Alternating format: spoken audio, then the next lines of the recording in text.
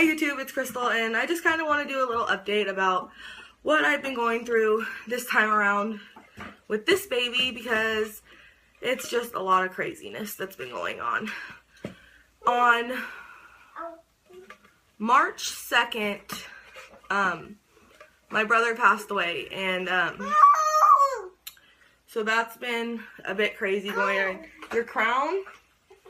But that's been a bit crazy going on right there alone. And then I had been going in and out of the hospital, like literally every day I would go to the hospital and they'd have to give me IV fluids and pain medicine, and they were giving me potassium a lot of the time when I was going in there because my potassium was so low. I think the average is supposed to be like 3.5 is what your potassium is supposed to be, and every time I would go in there, my potassium would be like 1.3. So they were really worried about my potassium. So on like March 16th, I think, I went into the hospital and they kept me, and my brother's memorial was going to be on the 20th. So I kept saying, you know, I've been going through this, I keep coming to the hospital, I was admitted 3 other times, and I'm like, I just keep coming back and nothing's changing. No matter what I do, I'm constantly sick. I literally could hold down nothing. Absolutely nothing. And I was taking the Zofran pills at that point, and it was doing nothing. So every time I'd go to the hospital, they would give me the IV fluids, and they would give me the Zofran or Reglan, I think it is, through the IV. And that was like the only thing that was helping, and that was the only time I was getting any relief. So when I went into the hospital on the 16th of March, they were talking about maybe trying to do the IVs at home so I don't have to be in the hospital the whole time. And I really needed to be out of there by the 20th because I was not going to miss my brother's memorial. Like, it was going to kill me if I had to miss that.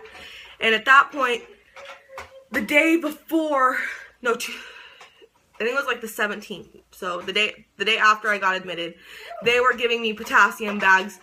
I went, in those like 3 days I was there, I went through like, I think it was like 25 bags of potassium because my potassium was so low, and nothing they did was making it come up. They were giving me more juice, they were giving me potassium rich foods, they were just, nothing was helping. So that was an issue and a concern. And then my magnesium started being low, and then that started to concern them. So they were telling me, you know, I don't know if you're going to be able to get out and stuff, but they ended up giving me the potassium through the days I was there till the 20th. And when they were giving me the potassium, I could tell a difference in like the way I felt. I wasn't in as much pain as I was in before because my potassium was so low. I was having cramps, and it was just really uncomfortable. The whole situation was just uncomfortable. So on the 19th of March, they decided they were going to put in a PICC line. So I now have a PICC line, and I have IV antibiotics, wrong thing, my bad. I have IV fluids around the clock, 24 hours a day. I have to carry a backpack on my back that has a pump, and it pumps the liquid into me all day.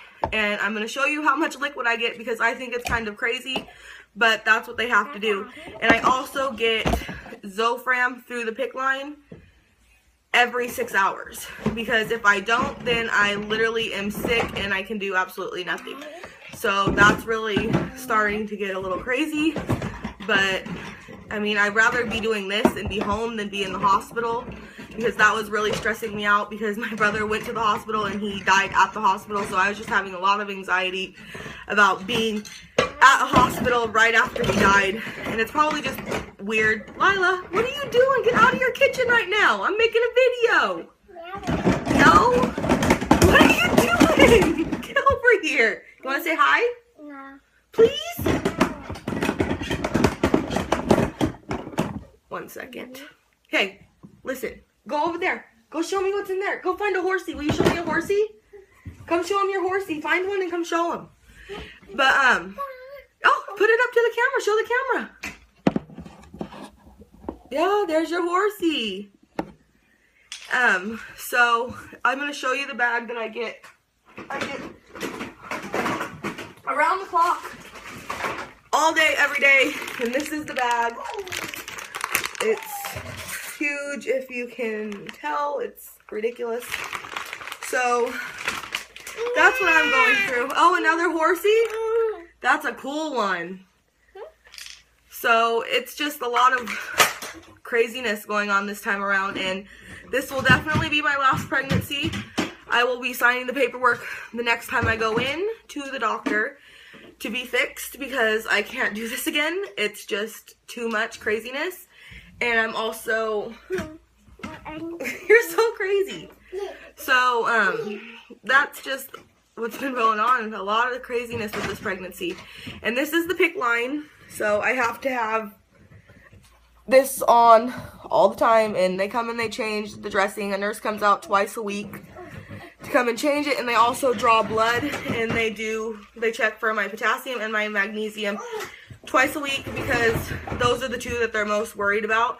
But I guess today, she came today and changed my dressing on my PICC line, and she said that most of the time when they do my my blood test, I guess they check the glucose too.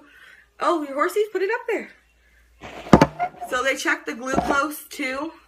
Her horsey. She loves horses. This is literally her addiction. We have millions of horses in our house.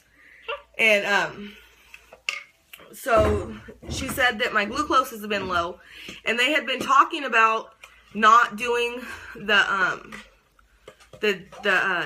test to see if you have the diabetes, the gestational diabetes, because they said that they're not sure if my body will even be able to tolerate it, because I can barely even tolerate anything as it is. So they're worried about my body being able to tolerate that drink stuff. So they said most likely I probably won't even have to do that test. And obviously I probably don't have it if my glucose is low when they check it. So that's kind of good in a way, I guess, because then at least I don't have diabetes. So yeah, that's what's been going on, and I just wanted to give a little bit of an update, because I know I decided I was going to post more this pregnancy, but just a lot of craziness has been happening. So thanks for watching, and I will also be inserting probably a video. I hope I'll end up doing it.